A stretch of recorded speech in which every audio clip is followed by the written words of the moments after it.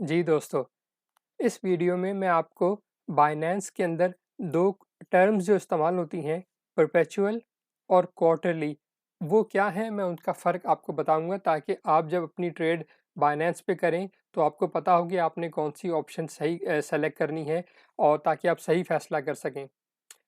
आपको पता है दोस्तों कि नॉर्मली अगर हम बाइनेंस पे जब अम, ट्रेडिंग करते हैं तो आप जो भी नया ट्रेडर होता है वो हमेशा स्पॉट से शुरू करता है। ये आपको स्पॉट यहाँ पे नज़र आ रहा है।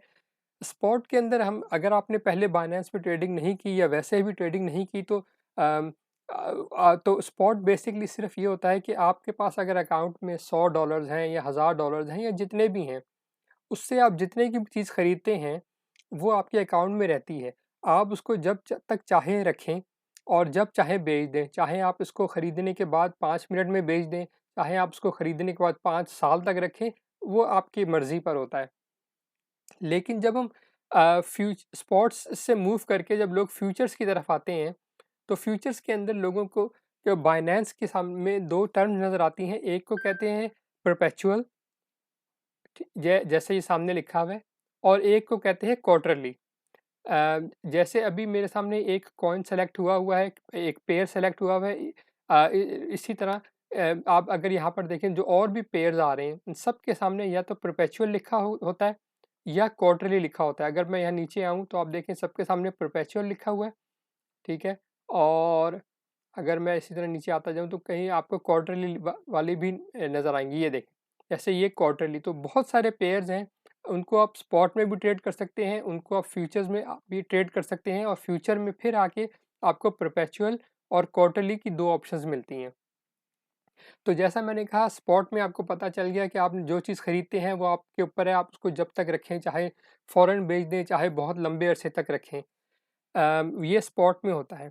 लेकिन जब फ्यूचर्स में आते हैं तो परपेचुअल और क्वार्टरली में से एक ऑप्शन आपके पास आप सेलेक्ट कर सकते हैं, और वो ये होता है कि क्वार्टरली का ये मतलब होता है कि अम, आप जो भी ट्रेड खोलेंगे वो एक क्वार्टर तक खुली रहेगी। यानी एक साल के अंदर 4 क्वार्टर्स होते हैं, यानी 3-3 महीने के, तो 4 क्वार्टर बनते हैं जो 12 महीने के, तो आप 3-3 महीने के लिए एक ट्रेड खोलते हैं, और 3 महीने के बाद जब वो क्वार्टर कंप्लीट हो जाता है, तो आपकी ट्रेड खुद ब खुद बंद हो जाएगी। चाहे उस वक़्त आपको फ़ायदा हो रहा हो, चाहे आप उस वक़्त आपको नुकसान हो रहा हो, जो भी हो रहा हो, अ, आपका स्टॉप लॉस लगा हुआ है, आपका टेक प्रॉफ़िट लगा हुआ है, नहीं लगा हुआ, उस वक़्त जो भी प्राइस होगी, क्वार्टरली इस ऑप्शन के ऊपर वो उस वक़्त वो आपका पोज़ीशन क्लोज़ हो जाएगी, ठीक है? इसके अंदर क्वार्टरली के अंदर और भी कुछ डिटेल है, लेकिन मैं इस वक़्त उसकी मज़ीद डिटेल में नहीं जा रहा। इस वक़्त मैं आपको सिर्फ़ उसका एक ओवरव्यू समझा रहा हूँ कि क्वार्टरली और परपेचुअल दोनों जो ऑप्शंस हैं, इनमें फ़र्क क्या है, ठीक है? तो यूँ आप इसको समझ लें कि क्वार्टरली की जो ट्रेड्स होती हैं, जिनके सामने भी क्वार्टरली लिखा होता है, उनकी एक एक्सपायरी डेट होती है, ठीक है? दूसरी ऑप्शन परपेचुअल। परपेचुअल का मतलब होता है किसी चीज़ का कंटिन्यूअस रहना, ठीक है? यानी इसकी कोई डे एक्स एक्स ये बिल्कुल आप यूँ समझ लें कि इसकी कोई एक्सपायरी डेट नहीं होती। तो ये आप खोल के रख सकते हैं जब तक चाहें, बिल्कुल स्पॉट की तरह से। स्पॉट में और परपेचुअल में भी कुछ और फ़र्क है, लेकिन जैसा मैंने कहा कि आपको अभी मैं उस मज़ीद बहुत ज़्यादा डिटेल में नहीं जा रहा। मैं सिर्फ़ आपको परपेचुअल और क्वार्टरली का फ़र्क समझाना चाह रहा हूँ। कि परपेचुअल की कोई एक्सपायरी डेट नहीं होती, आप उसको खरीद के जब तक चाहें, रखना चाहें रख सकते हैं, और क्वार्टरली की एक्सपायरी डेट होती है। क्वार्टरली के अंदर मैं आपको एक चीज़ और बता दूँ कि अगर क्योंकि ये हर क्वार्टर की इसकी फ़िक्स डेट्स होती हैं। अगर फ़र्ज़ करें, अगर क्वार्टर जो है कल ख़त्म हो रहा है, ठीक है? हर क्वार्टर की एक स्टार्टिंग और एंड डेट होती है। अगर क्वार्टर कल ख़त्म हो रहा है और आपने आज उसको उसको खरीदा है, तो आप इसका मतलब ये नहीं कि आप अगले 3 महीने तक अपनी ट्रेड खोल के रखेंगे। क्योंकि क्वार्टर अगर कल कंप्लीट हो रहा है तो आपकी ट्रेड कल ही बंद हो जाएगी। तो ये चीज़ इसमें ध्यान रखने की है। इसके अलावा कुछ और चीज़ें भी हैं जिनका आपको पता होना चाहिए अगर आप क्वार्टरली में डील करना चाहते हैं। लेकिन वो मैंने जैसे कहा कि मैं उसकी एक-एक चीज़ की बहुत ज़्यादा तफ़सील में नहीं जाऊँगा। वो मैं किसी वक़्त अगली वीडियो में इनको सेपरेट करके एक्सप्लेन करूँगा, क्योंकि हर एक के दोनों चीज़ों के दोनों जो ऑप्शंस हैं, परपेचुअल और क्वार्टरली, दोनों के अपने-अपने फ़ायदे और दोनों के अपने-अपने नुकसान भी हैं। तो एक-एक फ़ायदे और नुकसान में जानने से वीडियो बहुत लंबी हो जाएगी, इसलिए मैं उनको अलग-अलग करके एक्सप्लेन करने की कोशिश करूँगा।